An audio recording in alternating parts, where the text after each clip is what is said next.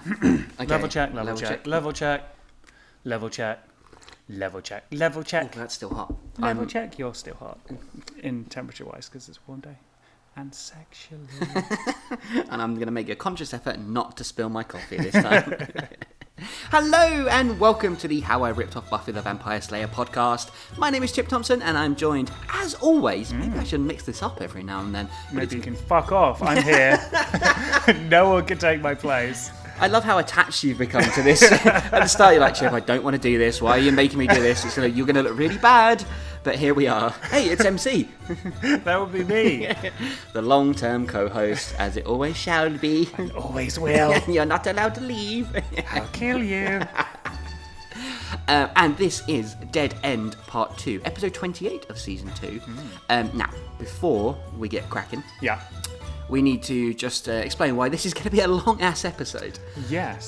So last week, or technically the week before, because I think I missed an upload day, we said we were going to break this episode into 3 parts because the Word document was quite long that we were reading from. We thought, maybe it'll work better if we break it into 3 or 4 parts, depending on the length. But what we kind of realised is it doesn't flow as well. Yeah. As these episodes tend to be a lot of setup in the first kind of half. Yeah. And then if you half the setup, then you have a set. And it's just not as good. So you don't even have the full tea. It's like a set. Exactly. And who wants one of those? So what we're going to do is we're going to blitz through the rest of this episode now. It's quite long. I think we did 4 pages out of 16. So we're going to do the rest of the episode today. Ooh, okay. It's going to be a good one. So hopefully, you don't have to listen to it all at once. That's the beauty of podcasts. You get halfway through, you pause it, you go and have a shit or a wank or whatever you need to do. And both at the same time? Both at the same time. It's the best way to do it, trust me. And then just come back and listen to the rest. But for us, we're going to power on through and we're going to get through this episode. Now, with that out of the way, MC, what happened last week? Well, not much. Yes, yeah, exactly. Very small amounts of things happened. Basically, the main thing was Chip and the One finally had a conversation because Chip did have a plan, maybe it turned out, in that he captured the One in a binding circle, which isn't as kinky as it sounds. We can make it kinky. And yes, they had a bit of a chat. Chip doing this whole "I'm going to control you," and the One going "lol, no." That was pretty much it. Yeah, basically. So yeah, the One has basically said, "I'll kill your friends, but also I'm going to kill you." Yeah. Yeah. And on the other side of things, MC is beaten up and unconscious. His friend's trying to help him, and Shinno-kan has gone to the Kukla. Yeah. The elders, sorry. Yeah. And that's it. That's literally all that happened. And this is why we're not going to do more than 2 parts per episode. So yeah, it's going to be a long one. So let's just get into it, shall we? That's. Here we go. This is Dead End Part 2. Previously on Tomuarigassen. With the sight of his friend safe, MC finally let the pain take him and fell into darkness. 10 minutes passed without any movement from Chip. He just sat, still as anything. Then, the One stopped pacing and looked straight ahead. More precisely, it looked at Chip, looking at him square in the eye. Chip smiled at the One. The blood-red eyes of the demon were now fixed on Chip. It made a growling noise. And I also know that you can understand me. Stupid human, you dare call on the power of hell? What are we gonna do? Jay said, trying not to panic. All we can do, Louise answered. Nurse MC back to health and keep trying to look for information on this demon on the net. Louise, Jay and Tifa all looked down at MC. They knew their only chance of killing the One was MC. But above all else, they wanted their friend to be better. If you want me to kill your friends, why don't you let me out of this binding spell? The One asked as he rubbed his nipple seductively. I told you we were going to make the binding spell erotic. So just to remind our audience where we are, we've literally opened up into the conversation between the One and Chip. This is where we pick it up. Again, why we don't want to break up into 3 parts, 4 parts, because it just doesn't make sense in the flow of the narrative. So here we are. Chip and the One are having another chat. I'm not retarded. If I let you out, you'll just kill me. True. And I think I can maybe talk you around. How do you intend to do that? I've got a business proposal for you. It's Chip getting out a PowerPoint presentation at this point. And also, you can tell this was written 17 years ago because of the casual use of retarded. Yeah. I mean, Chip is evil. Let us not forget. We're just lucky he didn't bust out something a bit more. I think he has used a bit of problematic language in the past as well. So this isn't, this is in keeping with evil Chip. They all have, to be fair. yeah. Don't put that on the good guys. The one didn't reply. It just listened. Chip continued. You and me, as a team. I've got the brains, and you've got the whole power destruction thing going on. We could rule the world. Does Chip have the brains? Does he really have the brains? Does he, though? I feel like the one is quite intelligent as well. Yeah. I think this is not the pitch that is... Yeah. It's not going to win him, No, wait. Okay, hear me out. I'll get you ice cream as well. Any flavour you want, but not more than 2 scoops, because I've only got 250 on me. Just picture it, right? You're really dumb, and I'm really cleverer. I can conquer this planet by myself. I just devour until there is nothing left. Chip was beginning to get agitated. He tried to think of another way to try and convince the demon to join forces, but his thoughts were interrupted. Why won't you just end your suffering? The one quizzed. The now pacing Chip. Oh, the now pace. I get it. Okay. Yeah. The one quizzed. No, it's still really hard to say. The one quizzed the now pacing Chip. Thank you. I got there in the end. Thank you. Perfect delivery. Oh, God, we've got another classic Chip line coming up. Oh, no. Because, Moby Dick, I'm not suffering. For the first time in my life, I am free. Okay, why Moby Dick? Because he looks a bit like a whale. The whale's white, though. That was the whole thing, the white whale, and the one is blue. I mean, I've never read Moby Dick, surprisingly. Nor have I. I know it's a white whale, though.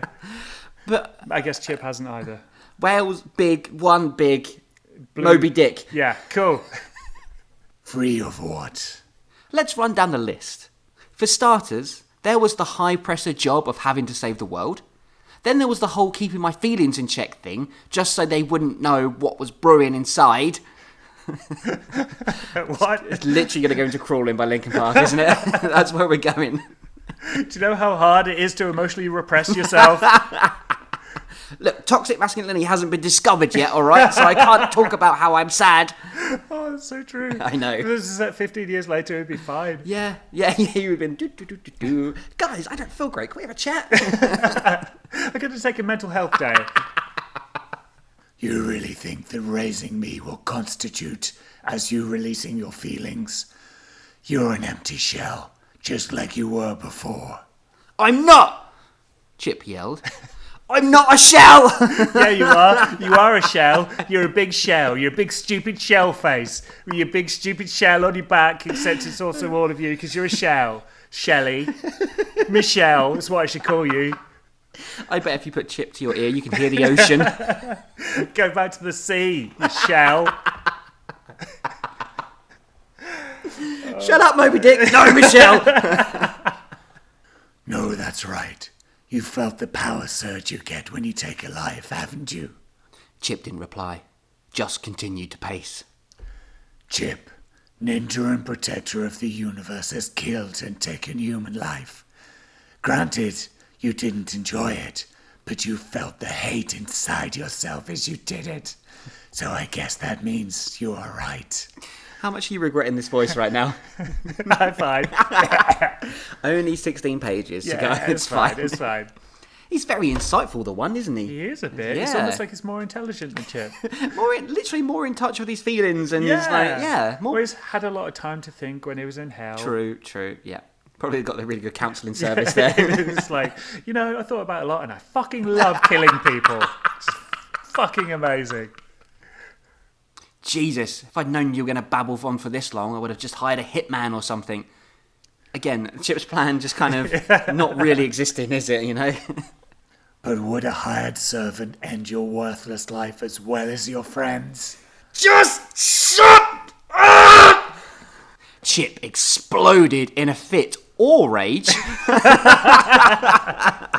It's like sudden onset epilepsy.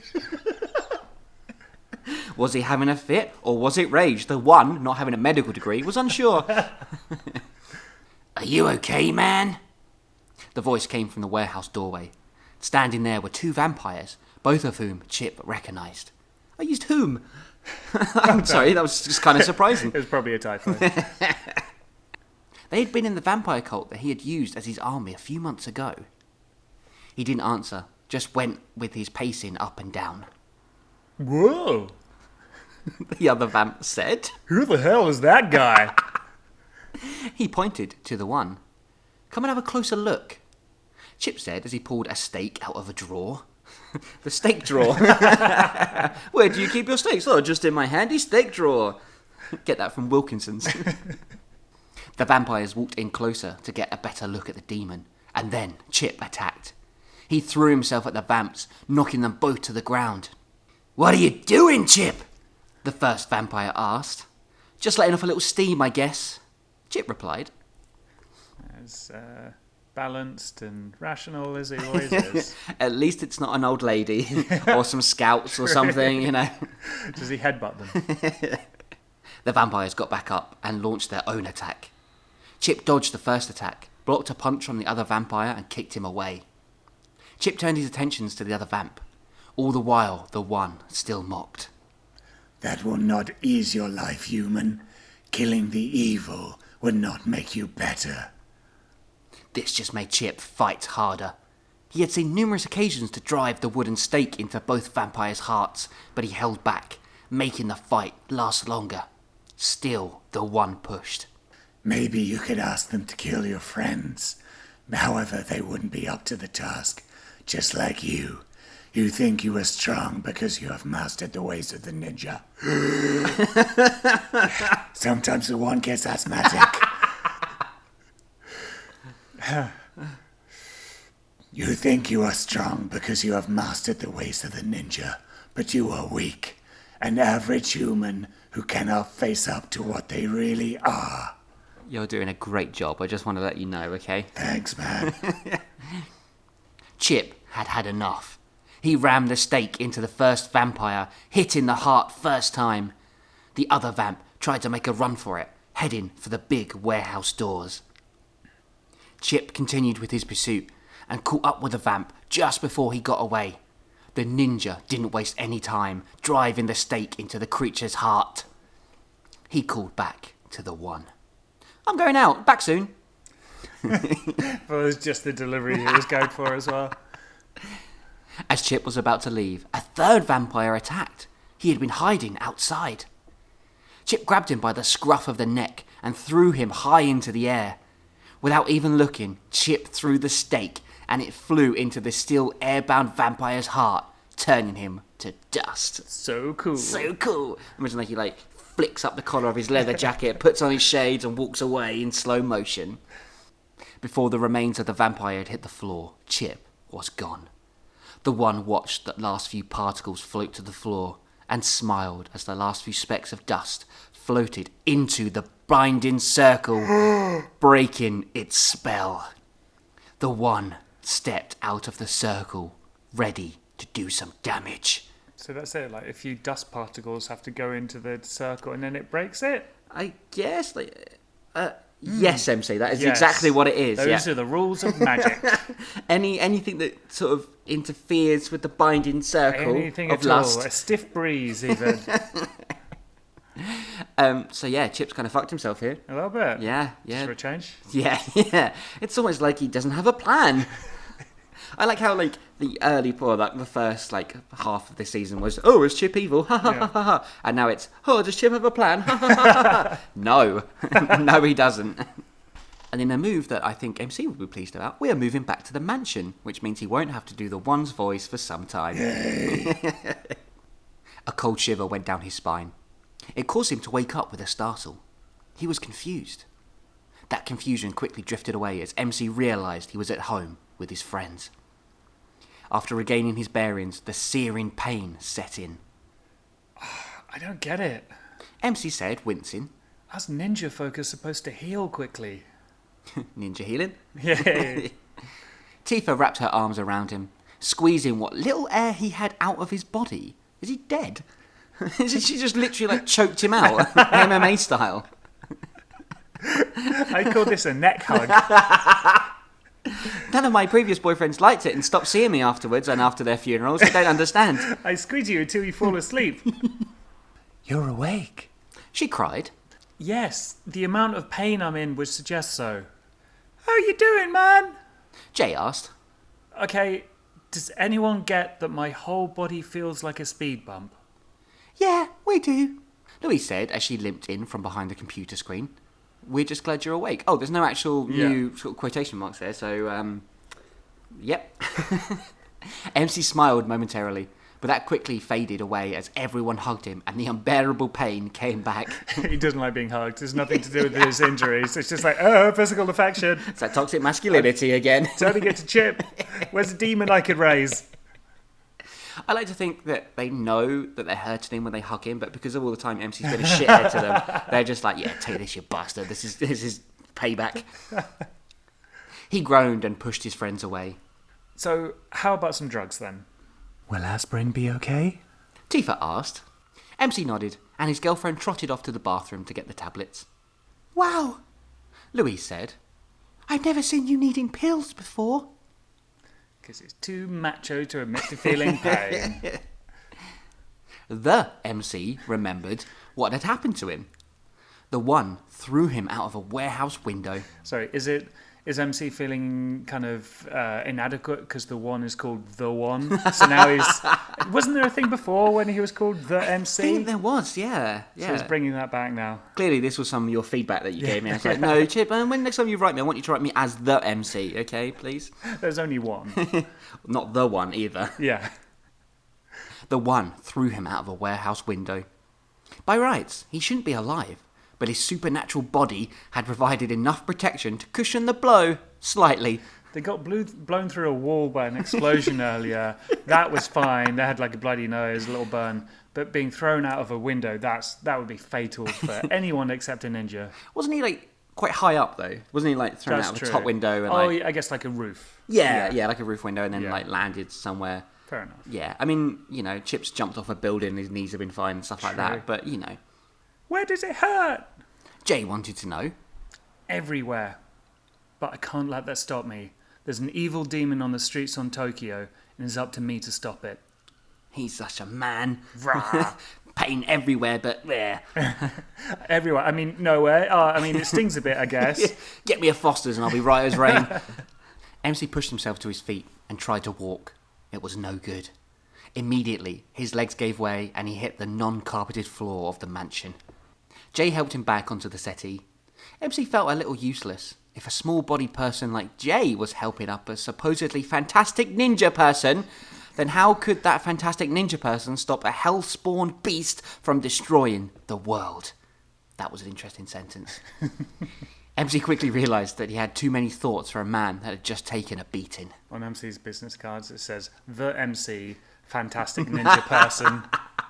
Supposedly fantastic ninja person. He doesn't include that. He crossed it out. It was printed, but he crossed it out. Just give me a few seconds and then I'll be ready. Don't kid yourself, Louise said. MC had always liked Louise's honesty, but that last statement was just a little too honest for MC's liking. I think what he means is he likes when Louise insults Jay. He doesn't like it when she insults him. He likes it when Louise is the one who's disabled. What?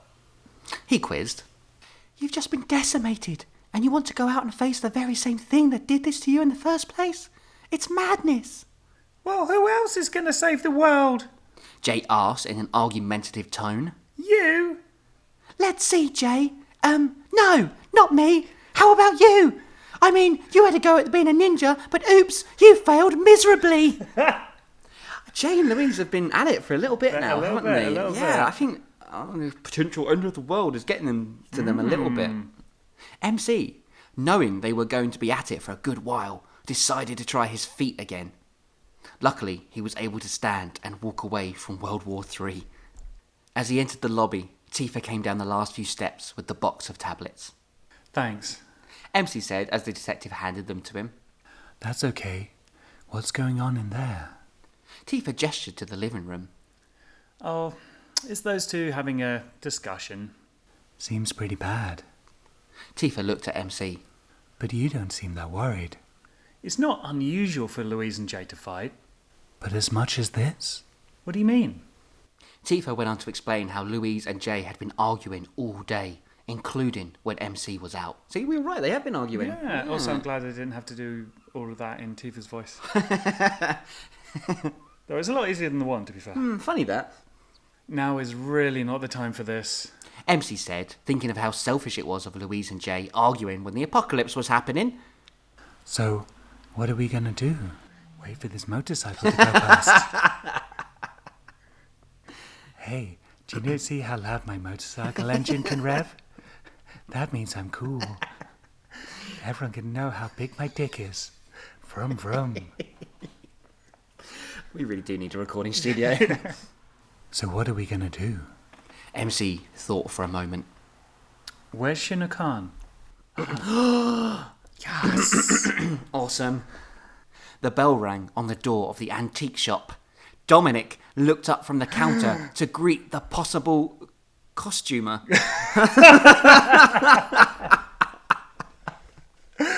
All his clients are in cosplay now. I kind of see him now as, what's her face from The Incredibles, no capes! Oh, yeah. But instead, the dealer, who also specialised in supernatural goods, was horrified to see the man who had walked into his shop was the ninja who had taken the Book of Improbers from him. Little callback to earlier in the season when Chip and Scoot beat Good the reference. hell out of Dominic, the antique shop owner. Also, I like how it says, but instead the dealer, sort of implying that he's a drug dealer.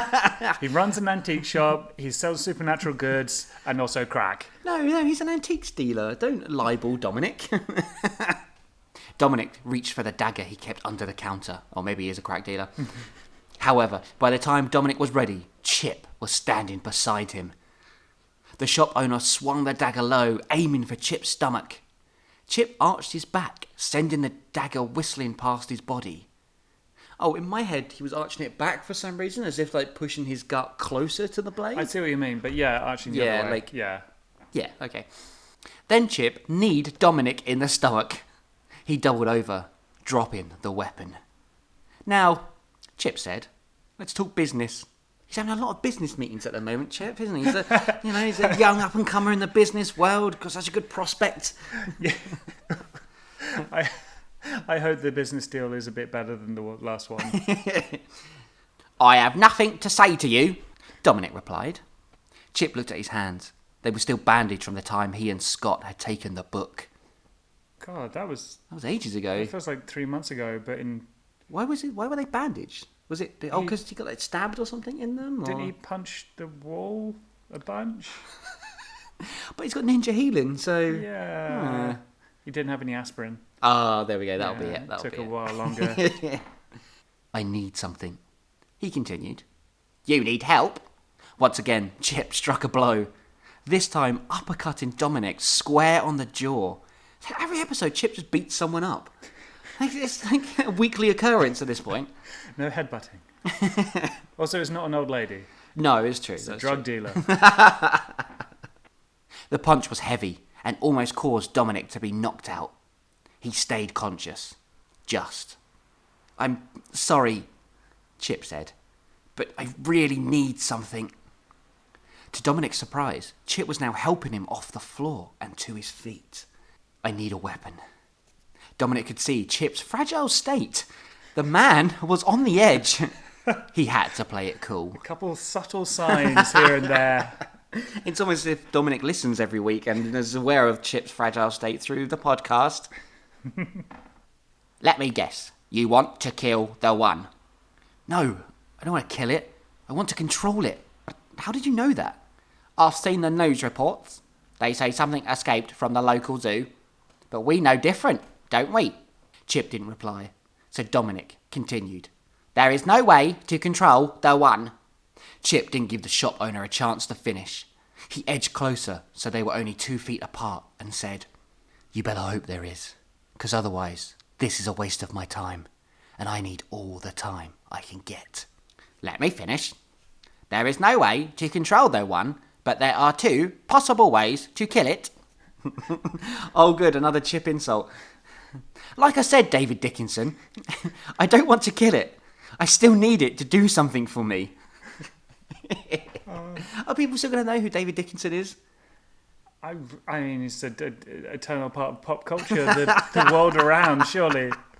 It could have been Lovejoy, that would have been about as clever. For our international listeners, Yeah. David Dickinson used to host an antiques show in 17 years ago, Yeah. round about that time. Yeah. He was famous for being orange. Yeah, and Yeah. he said cheap as chips a lot. Huh, he did have a catchphrase. He did. Yeah, huh. Do you know what else the news said? Dominic asked. Chip shook his head. It said that people are scared and that they are dying because of this. Is that what you needed it for? Chip picked up the dagger from the floor and slammed it through Dominic's left hand. Of course not! He yelled. Dominic tried to keep his cries of pain inside. Chip pulled out the dagger and held it close to Dominic's throat. Now tell me a way to control it. There is no way, but... Dominic stopped Chip as he was about to slice his neck open. If you don't want to kill it, then there might be a way to slow it down at least. Dominic's turned into a bit of a robot, I've just noticed, with this voice. It's not going the way I first intended. Chip hurled the dagger across the shop, piercing one of the books on the shelf. Tell me, he commanded. Well, first of all, you need to get that book. Oh, wait.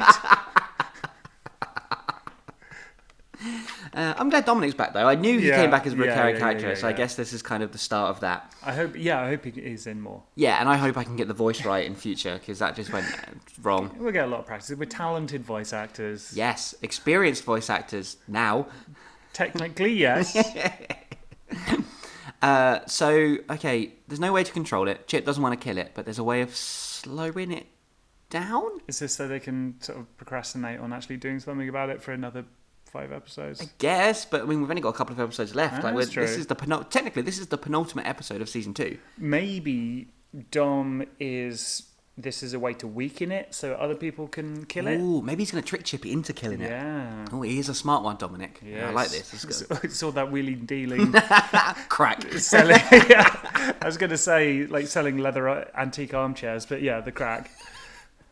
Because it's sewn into the leather arms. That's how he moves it around. Nice. Fire was a lot like poetry. Hang on. What? It danced in the cold Tokyo night air and burnt everything in its path. What kind of poems have you been writing? One's about fire. The one had seen lots of fire whilst in hell, yet it never tired of watching it consume life. The demon wondered how long it would take for a great big building to burn completely to the ground. It had time to watch. Its destruction of the world would not be instant. It would be a slow, drawn-out process with death and mayhem along the way. Just the way the one liked it. Just the way the one liked it.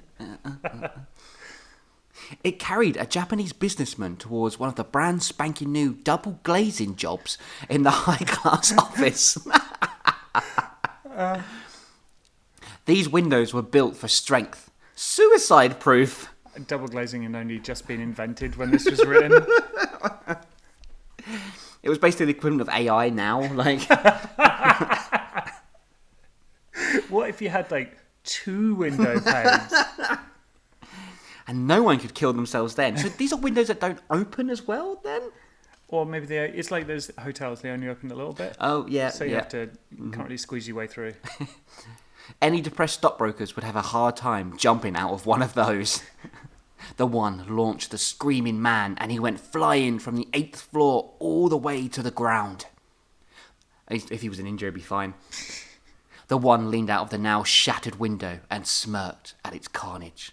Okay, so the whole thing about the double glazing was just a way of showing off how strong the one is. Basically. He broke double glazing windows. But again, because it was so new at the time, it's like, amazing. I didn't even know you could break them. I thought they were like adamantium, you know?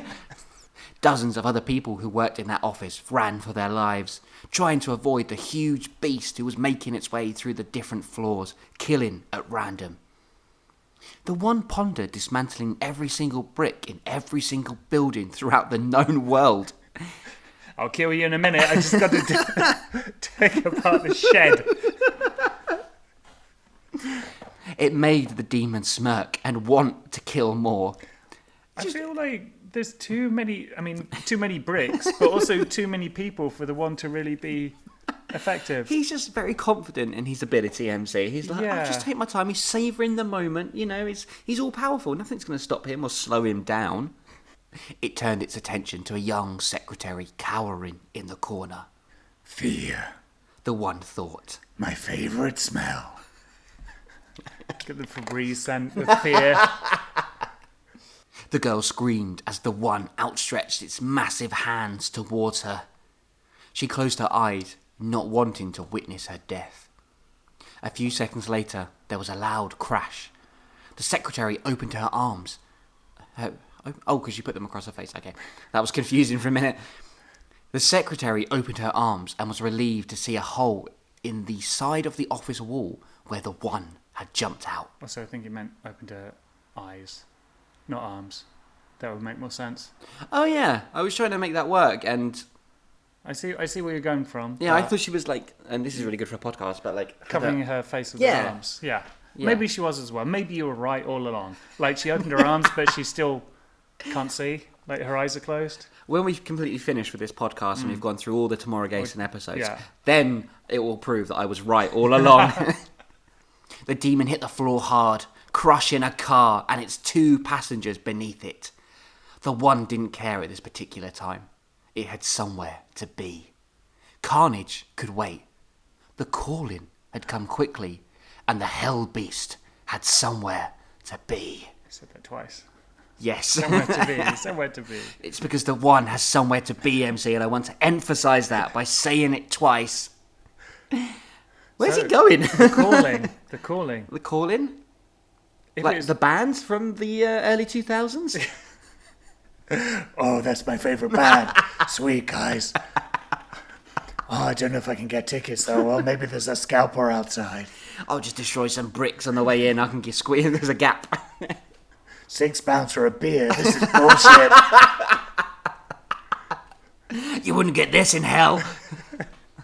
The feeling of helplessness was probably one of the worst things anyone could feel, MC thought as he sat in the living room of the mansion, cradling Tifa. Hours had passed since he'd woken, and yet they were still nowhere nearer finding a way to kill the one and prevent the destruction of the world. Louise and Jay had finished arguing for the time being and were staying out of each other's way. Louise felt like her head was going to explode. She had been sitting at the computer screen for ages now, and it was beginning to take its toll. She had looked at every single website the search engine had suggested and had phrased it every way she could think of, but still they were only mild references to the one. I mean, I don't know about you, but when I'm Googling stuff, I rarely get past the first page. If it doesn't answer on the first page, there's no way it's going to be on page 472. I guess if the world is ending, you'd like it more. And this is old school internet when there were like 100 pages on the Yeah, entire true. internet. That's very true, yeah. Maybe it is there, but it's like behind one of those paywall things. It's like, I'm not paying for that. Oh, you have to sign up. Sign up for an account. This is bullshit. Accept cookies? Fuck off. MC, she said wearily, why don't you come and have a go at this? You are better at this thing than me. Computer genius. Yes. At last. MC thought. Something to do. I hate sitting here cradling the woman I love. This beautiful All these Japanese feelings. woman. Is Tifa Japanese? I mean, I don't know. Fair. I don't think she knows. What nationality are you, Tifa? Woman? Strawberry. Louise handed over control of the keyboard to the ninja and walked around for a while. She'd been sitting for so long in her wheelchair and had wanted nothing more than to stand. She felt like that at the moment. Tifa patted the settee as a gesture for Louise to sit down, but she declined. Then the entrance of Jay to the living room made her want to sit down. What, in anger? Or like, I'm going to sit angrily? Maybe she's just still exhausted from her argument. Yes, that's very true. What can I do? The Slipknot-loving former millionaire asked MC. There are his two characteristics, his two defining features. I don't know, Jay. Just sit tight for now and we'll think of something. MC said, hopefully. Jay sat on the floor on the opposite side of the room from Louise. This is pointless. MC thought as he looked down at the notes Louise had made. She had listed every single way she could have phrased the one and Armageddon, and yet nothing had come up. MC knew Louise had been thorough in her search. Maybe it's time for one of those morale-boosting... No, sorry. Maybe it's time for one of those morale-boasting speeches. Hey guys, the MC is here. Spectacular Ninja. It's cool, I got it. You losers can stay here. I'll have another aspirin, and then I'll go kill the one by myself. No big deal. Maybe it's time for one of those morale-boosting speeches. He pondered. But what would I say? Hey guys, I know we've no chance in hell of saving the world and preventing the apocalypse, but let's still go out with a bang. In my head, like, if this was actually a TV show, you'd see MC sat at the keyboard, like, head in hand, and you'd hear his thoughts. Yeah. It was no good. For the first time in MC's life, he was really down and out. I guess that time his fiancée got eaten by zombies wasn't that bad then? Yeah. Carol. Then, to slightly boost his confidence, Shin no Khan appeared in the room. Yay! Drink! Also, again, it said boast rather Boast. than boost. So, Shin no Khan appears as his hype man for the morale boasting speech. So he's like, hey guys, don't worry, the MC. Yeah. Yes, that's right. The MC's here. Don't sweat it, guys. He's amazing. I trained him. I should know. Does that make Shin no Khan the Flavor Flav of the gang? Just imagine him with a kimono with a big clock. That makes MC Chuck D. I'm happy with that. Then, to slightly boast his confidence, Shin no Khan appeared in the room, and we drank, right? We drank? Yeah, Good. yeah. MC stood up, hoping and praying his ninja master would have some good news. I have no idea how to deliver my findings. Shin no Khan sounded very sincere. Was that sincere enough? Can you do that more sincere? I'm having trouble remembering the difference between Shin no Khan and the one now. I have no idea how to deliver my findings. Shin no Khan sounded very sincere, What's and sincere? wasn't the one. Just tell us. Tifa said. Everyone was standing now, preparing themselves for whatever Shin no Khan was about to say. Finally, he spoke. I have spoken with the elders, and they will reveal nothing. Oh, fucking elders, they don't do anything. Fucking useless. Do you think they just don't know anything and they don't want to admit it? They're just two blokes down the pub. It's like, oh fuck, that ghost is back again. Yeah, mate. Well, we can't tell you because the mystical weaves of fate. Yeah, It? but I mean, we think Liverpool are going to win on Saturday, so... I have spoken with the elders, and they will reveal nothing. They refuse to talk about what weapons might kill it, what spells might contain it, or what we can do to save the world. Why? Because mysterious. Ooh, guys, seriously. So what you're saying is, it's hopeless. Jay said. Oh, well done, Sherlock, Louise said sarcastically. A dog could have figured that out.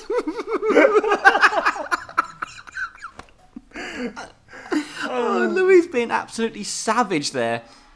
Oh, well done, Sherlock, Louise said sarcastically. A dog could have figured that out. Jay, annoyed at everything Louise had said to him that day, replied by sending a list of obscenities in her direction. Had you written it earlier? Or like shit. Just tears off a bit of paper. There you go. Tifa felt her body go numb, and she sank back down onto the sofa. Shin no Khan remained standing in the middle of the room. He didn't know what to say. He felt like he had let his pupils down. All of them. Well, yeah, 75% of them went evil, so no fucking shit. That's it! MC cried out at the top of his lungs. Everyone paid attention. Lou, Jay, for the love of God, shut up. I don't know what is going on with you two at the moment, but bury it. There are more important things going on. Tifa, stand up. You're a cop. It's your job to protect the pubic.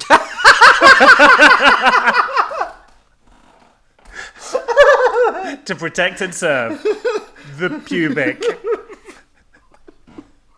MC like unzips his trousers and just shows a bit of his bush. There's a lot of manscaping going on, and it's time to end it. This big, like, rousing speech MC's about to get into is just ruined by that misspelling. There are more important things going on. Tifa, stand up. You're a cop, and it's your job to protect the pubic. If you give up, then what will they do? What will the pubics do? Well, they're just going to get shaved all the time? They're not going to get anywhere. We need the pubics. That's brilliant. That was the best typo. Louise and Jay slipped away from each other, and Tifa did indeed stand. MC then turned his attention to Shin no Khan. And as for you, I know you've done your absolute best to get the information we need, but don't you dare feel like you failed any of us. Oh. You've been through worse and survived. Now is the time I and the world really need you. Oh, that was really moving. That's Yeah. really nice. Yeah. Oh, what did I If have to only I hadn't written pubic instead of public, that would have been a really sort of motivational movement. No, I think it was perfect as it is. I am here. Shin no Khan insisted. Good. MC replied. Now, I want to talk to these elders. He's gonna have words with Terry and Mick down the pub. What are you doing, you twats? Just fucking tell us what to do. Do you want the world to end? Look, put down that copy of the Sun newspaper and just tell us. Is it because of the pubic? Shin no Khan looked shocked, like what MC had just said was in a foreign language or something. You cannot. It is forbidden. He said. For some reason. Yeah. He was like, hey guys, can I bring my mate to meet you? I'm like, nah, mate, rules of the pub. Yeah, this snooker club is members only, yeah. you know that.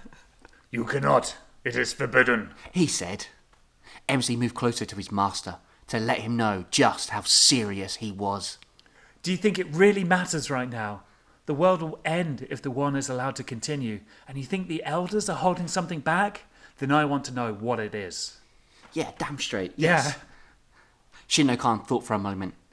Louise, Jay and Tifa all watched. MC's eyes were like fire. Poetry? Shin no Khan had never seen him so serious and determined. This made the decision a little easier.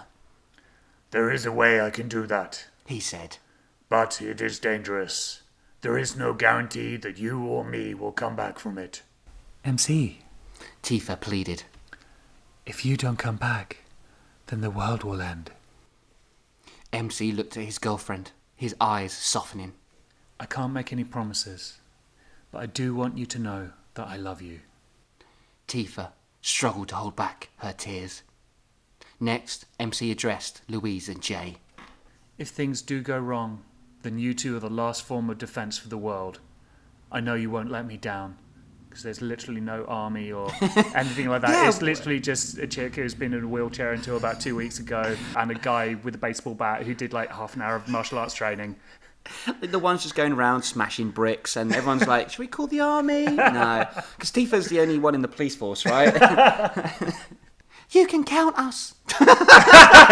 1, 2. She wouldn't say that to Tifa, though. You can count us, Louise insisted. Damn straight. Jay added. Right then, MC said to Shin no Khan. let's do it. Shin no Khan stepped forward and allowed his ghost-like form to step into MC's body. They both flickered as Shin no Khan's form took MC's, and then they were gone. Ooh, I like this. Finally, we might get to see the elders, and I think MC's going to go crack some skulls, I think. Hell To be yeah. like, come on, fuck, what the fuck, man? Yeah. Yeah, why are you being such an ass? I'm looking forward to that. That was good. That was, apart from the typo, which, you know, depending on your opinion, either improved or made it worse. I'm pumped now. Hell yeah. MC hit the floor hard. From the distance he had fallen from, it looked like his landing would have been a pleasant one because of the cloud below.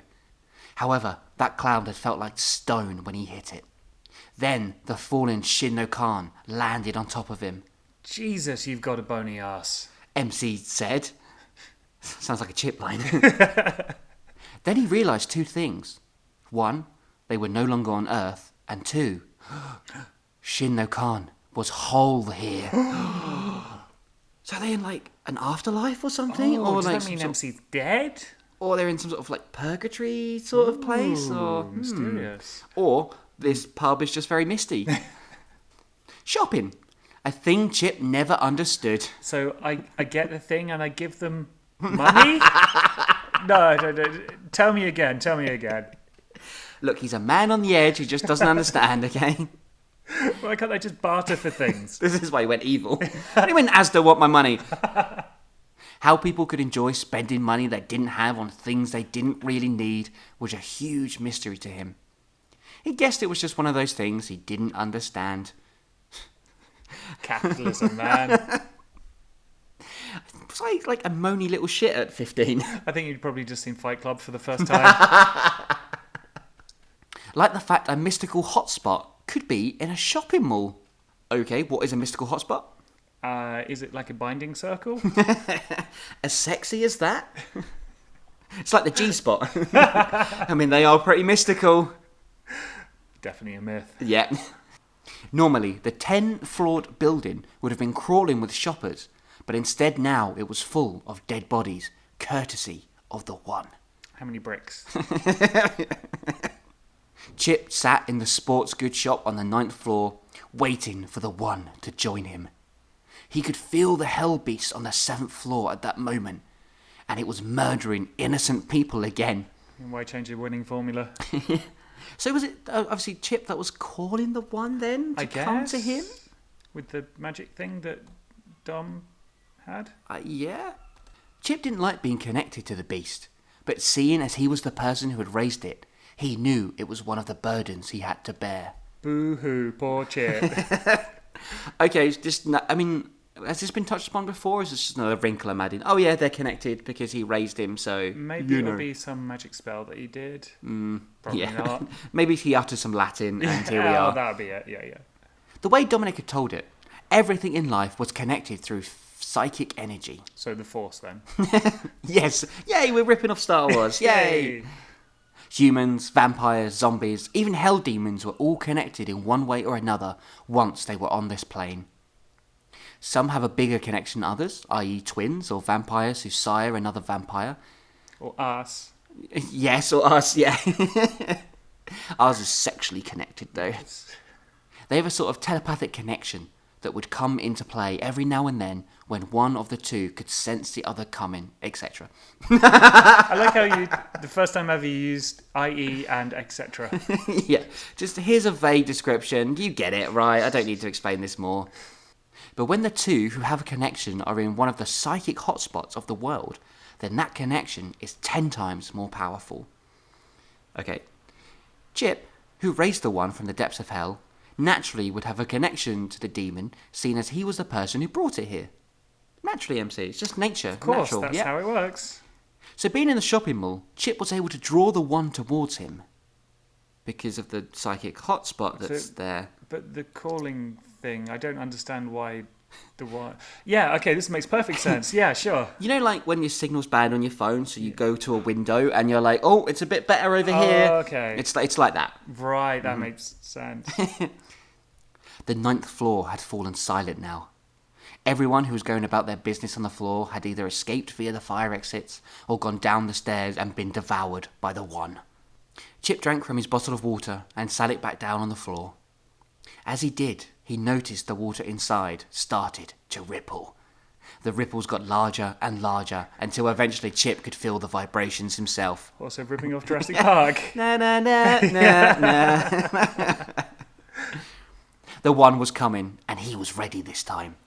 He picked up a baseball bat from the shelf and waited. Don't worry, I've got a plan. I'm going to hit it with a bat. Also, I would pay a lot of money to see the one fight a T-Rex. Oh, yeah. But then they work all their differences and go on a date. And then they I'd bang. pay a lot to see that. Someone please draw that for us. A few moments later, and the blue demon smashed down the doors on the sports shop. Chip wasted no time, meeting it straight away, bat in hand. He put all of his ninja strength into each blow, yet the one just stood there, smiling. Wait, so so they've got this psychic connection. So does that mean Chip knows that the one escaped the binding circle then? Like That's a really good point. Or is that just a plot point that I'm going to ignore or forgot about? Maybe a little bit. Yeah. After about the 8th hit, the one decided to hit back. It swung with a punch, but Chip was able to duck away from it. As the one swung again, this time with the other hand, Chip leaned back, sending the punch well wide of its intended target. Chip flipped backwards, kicking out with his legs as he did, so catching the demon on the chin. This caused the one to take a step back. Here comes some more classic Chip lines. I think we'll need a jingle for all of these lines.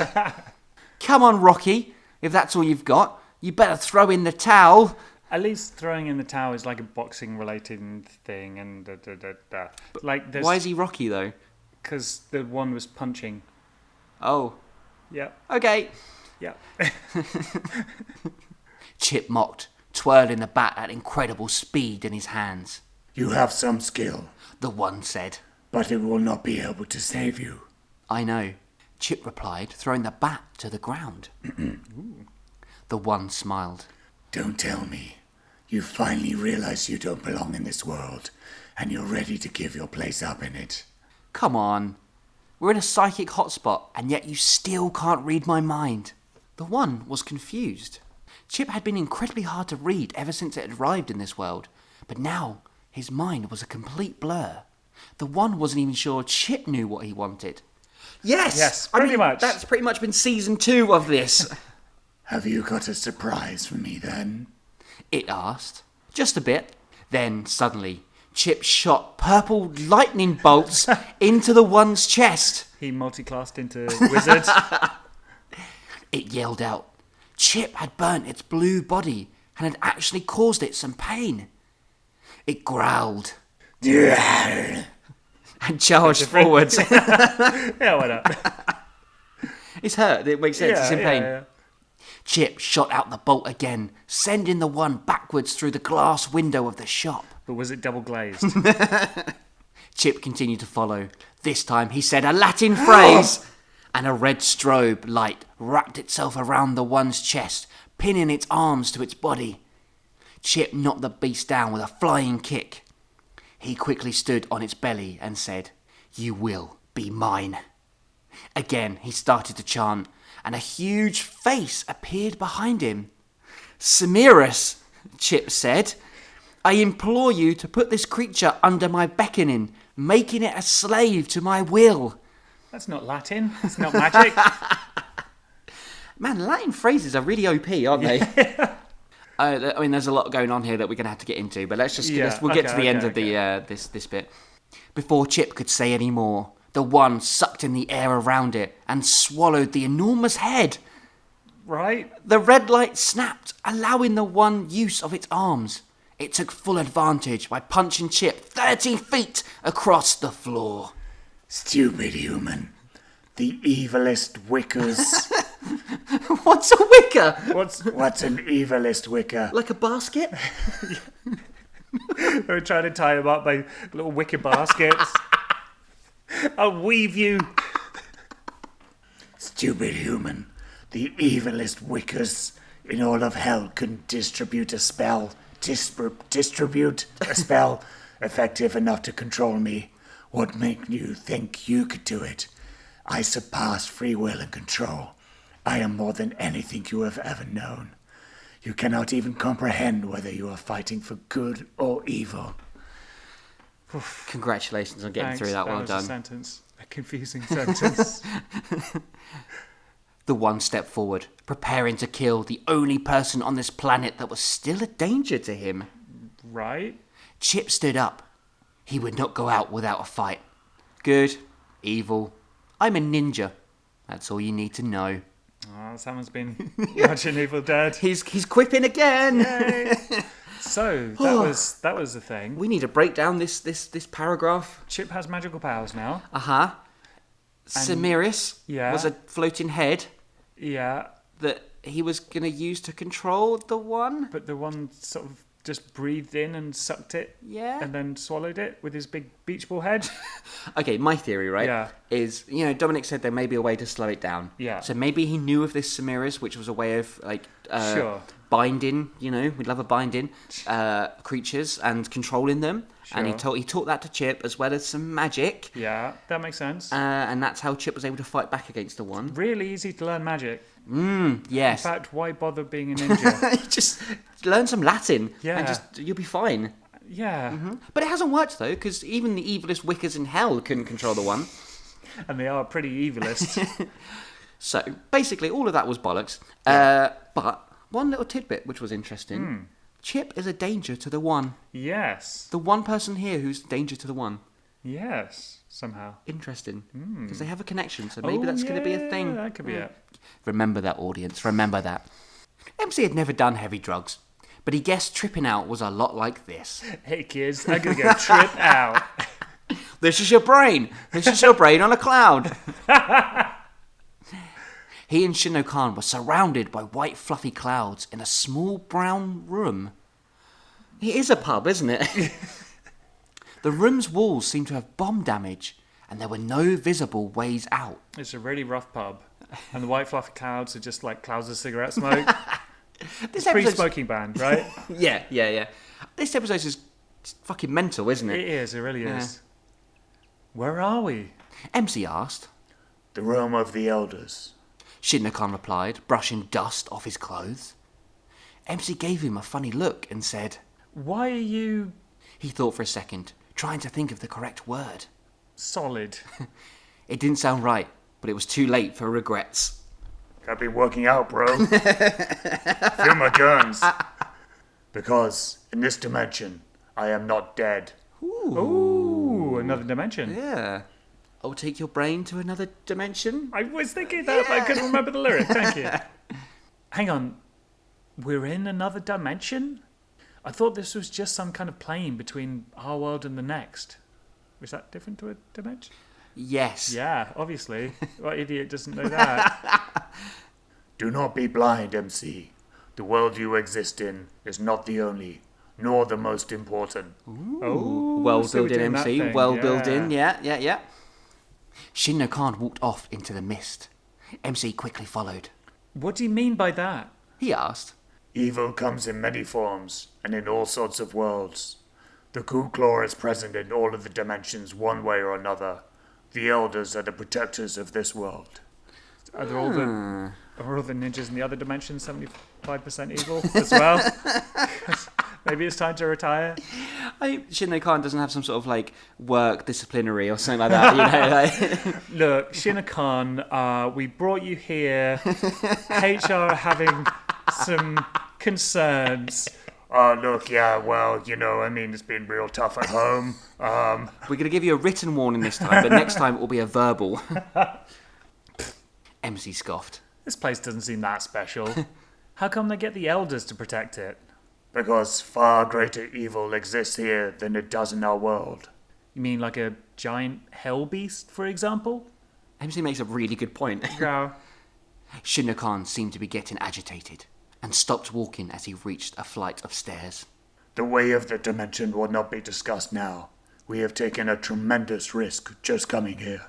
This is vaguely interesting world building. I like the idea of multiple dimensions, and I don't know, maybe there's a certain snobbery about certain of them or something like that. Bit. So, Yeah. Oh, you think your evil is evil? Yeah. Check out the evil over here. It's way more evilist. We've got a guy on Earth destroying all the bricks. So what are you talking about? He turned and walked up the stairs. MC continued to follow. Once at the top, Shinno Khan dropped to his knees. MC stood firm and listened to the words his master said. Leaders of the Ku Claw, we have come for your guidance. MC watched as two men, or at least MC guessed they were men, stepped in front of them. They wore a complete black suit, with their heads shrouded in black hoods. The one on the left spoke. You dare bring a lower being into this realm? And all to save your world? It works with the voice as well. You dare bring a low being into this realm and all to save your world. This is Mick and Terry, the elders of the Ku Claw. Not their official names. Before Shinno Khan had a chance to speak, MC went ahead. Damn right. There's a demon that we can't destroy. We've come for your help. This time, the other man spoke. Your world is of no use to us. It is harsh and cruel, and the evil that spreads there is made by its own inhabitants. We know why you're here, but we refuse to help. Oh, it's so much better with these voices. I love these guys. They're almost as good as 80s vamp. No, well, no, not that that's good, controversial obviously. statement, Not that MC. I don't care about your ninja politics. Good is still good. And innocent people don't have to die just because you can't get off your butts and do something about it. The two men in hoods seemed angered by MC's outburst. Shin no Khan tried to calm him down, but MC kept talking. So you are going to tell me a way that I can kill the one, or else? I like this. MC doesn't bow to any authority. Hell yeah. This is great, yeah. Lefty replied this time. You make idle threats to the elders? He asked. They're not idle. MC replied. Very well, Lefty said. We will help you on one condition. You defeat me for the right to the information. Oh, he's asking for a punch-up outside the pub. What you he want to say? fucking go, alright? So, you drink these 5 Jaeger bombs and then beat me at pool. You get a bullseye in one go. You snort this entire pack of pork scratchings and then poke the fattest bird in the pub. I love these guys. They want the elders to have their own spin-off. Shin no Khan pulled MC to the side and whispered into his ear. Fighting one of the men who gave you this gift is not a wise idea. Shino-Khan, grow some balls. I'm not going to sit back and watch the people I love die. So if that means I have to kick the backside of some guy who thinks is more powerful than me, then I say, bring it on. Yeah. MC turned away and accepted the challenge of the elder. As he did, Shin no Khan said under his breath. He is more powerful than you. What was that? You think you're harder? MC peeled off his jacket and stood in front of the two elders. Is this a fight to the death type thing? What do you think? The elder asked. MC prepared himself for the fight. And then something happened that he wasn't prepared for. The two elders seemed to merge into each other, much like MC and Shin no Khan had done earlier. They formed one being, a man wearing purple baggy trousers, an orange vest, and no hood. Baggy trousers. The ultimate cockney. Instead, his face was clearly visible. He was bald, Japanese, and had a scar that ran from his left ear all the way down to his neck. In both hands, he also carried a large sword that shimmered in the bright light around him. Does sound pretty badass, though, I'm not going to lie. It's the purple baggy Baggy trousers and orange yeah. vest. That's how makes you know it- people are tough. Yeah. MC swore the elder's body had grown larger muscles as well. He smirked at MC, and then charged, sword held high. And that's where we're going to end episode 28. I'm a bit knackered, I don't know about you. I know, right? That was a long-ass episode. Thank you for sticking through with us on that episode, but so much more interesting than the last one. So much more. Oh my god, I don't even know how we begin to unpick this episode. There was a lot. There was a lot. A lot. Okay, let's just bullet point it, right? Okay. The whole thing with the one in Chip. Yeah. The one's escaped the binding circle. Yeah. He's having a little battle with Chip, who's maybe picked up some magic. Somehow. Somehow. Yeah. Well, magic spells from Dominic, I guess. But the one can't hurt Chip for some reason. Or Did he? No, I think he I said that. think, Or like, I think it said that Chip is the only possible threat. Yes, that's to right. Chip, to the one. in whatever way that means, whether it's like a connection thing, like Yeah. the one needs Chip to be like alive, Oh, yeah. or if it's, I don't know, maybe Chip is the only one that can actually hurt him. Oh, that's true. Maybe even Although with he the- tried whacking it with the bat and that didn't work, but the old magic stuff works. Yeah. So, but maybe Chip's the only one that can do that. Yeah, Or maybe. Like maybe he has to have the power to kill him or something. Yeah. MC is fucked off. He's angry at the elders, and rightly so. Yeah. And now he's gonna fight them. Yes. That's cool. That's cool. We've set up the elders from the Ku class since like the beginning of season 1 as Yeah. these like overseeing, I don't know, like gods almost, or They've been annoying the whole time. yes, and more so the worse it gets. Yes. Yeah. Yeah. The world's literally going to end, and they're less helpful than they've ever been. Also, and they're meant to protect the world, but then they're like, nah, mate. Yeah, or maybe because they're protecting this world that has supposedly got more evil in it or something, or is better because, I don't know, upper class twats, basically. They're basically the Tories of the dimensions. And so I guess they just, they bestow power upon other beings to protect their worlds. I guess, yeah. It kind of like, in Buffy they had that similar sort of thing, like the Slayers were created by this race of generations of men back in the day, and they were like, we're going to get this girl to protect us, you know, and so kind of similar thing to that maybe. Okay, sure. What else are we missing? Anything else? That's the gist of it, I guess. That's where we are now. I just hope that the elders have a lot more lines because it's so fun doing that. Yeah, and especially because they've merged into one, so we're gonna have to merge our voices. Yeah, so I was hoping we might do that. And I really want them to turn up again and go on a road trip with 80s Vamp and the other one. MC. Yeah. So we're going to do the last episode in 2 parts. Okay. But there is so that means there will be 2 episodes of the podcast left. Right. There are 2 episodes left of season 2, MC. Shall we see what the last episode is called? Let's do it. I'm so pumped. The last episode of season 2 will be called Return. That's disappointing. Yes, but it's because episode 1 is called Return. Oh, okay. And episode 15 is called Return. Sure. Okay. Yeah. That you know what? That is interesting because obviously not a word, but also. Episode 1 was called Return because it ends with Chip coming back and returning. So what is a return? He comes back again. Yes. So join us next week as we hurtle towards the end of season 2 and we find out exactly what the hell return means. And hopefully, the elders are going to have some more lines. Hey MC. Hi Chip. Did you know that there are multiple ways you can now support the How I Ripped Off Buffy the Vampire Slayer podcast? Really? Why didn't you tell me all about them? I shall, MC. First of all, you can go to our Facebook page, which is How I Ripped Off Podcast. I couldn't put Buffy in that because it wouldn't allow me for some reason. I don't know why. Yay! Also, MC, we are on Twitter. We Really? are at How I Ripped Off, and I didn't have room to put Buffy in that, so that's why it's just called that. Finally, do you know what else you can do, MC? Tell me more. You can come leave us a rating and review on iTunes, because that really helps the podcast and means we get seen higher in the rankings. And finally we'll become rich and famous and be able to do a live action version of the... No, we won't. No, that'll never happen. But yes, come and support us, come and say hello. We would really love that. That'll do.